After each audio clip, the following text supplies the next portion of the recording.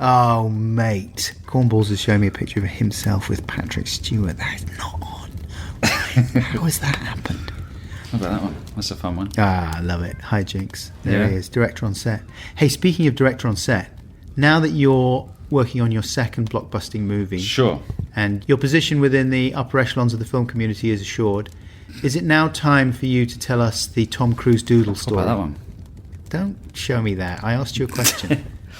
I'll tell you a bit of the Doodle story. I'll tell you a little bit every year. How's that? Please tell us the whole Doodle I'm going to tell story. you a little bit. Do you know what one of the biggest TV shows in the world is? What? Stranger Things. Yeah. Do you watch it? Sure. How much does that story advance every hour? Not very much. Incrementally. Like, they'll do 2 hours on Rotten Pumpkins. All right, then. By the second hour, something shifts in a bin. Okay. So I'm going to tell you an incremental amount of the Doodle story every year, and it'll right. keep us in listeners for centuries. Here we go. I'm in a room in an office with Steven Spielberg, Peter Jackson, Simon Pegg, Edgar Wright, Nick Frost, and me. And What year is this? This is 2009? And you were working on Tintin? Tintin, yeah. And I'm fresh off the boat. Edgar's brought me in, basically just to contribute to the script, to sort of pitch, to take over the script writing duties from Stephen Moffat.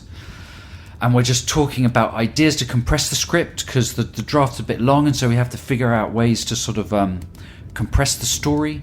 And I'm pitching some ideas of combining some characters and stuff. What kind of room are you in? It's a little production office in, I think it's called Giant Studios, one of the motion capture studios on by the beach. In Los Angeles? Yeah, in LA. Suddenly the door bursts open. Tom Cruise comes in. He goes, "Hey guys." And he looks around the room, and in this really quite brilliant way, I think he immediately identifies that I'm the one person in the room who he's never met before. Brilliant. And I'm quite starstruck. He looks me straight in the eye. He offers his hand. He says, "Hey, I'm Tom." "I know you're Tom." Very excited. I shake his hand. He sits down next to me. And then the sort of the business chat continues. They're talking about some other aspect of the production around me. But I'm doodling on a pad. And I'm doing a doodle of Snowy the dog.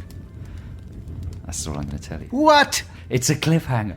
A Christmas cliffhanger. Come back this time next year for What about part the people 2 that die of the between now Doodle and then? story.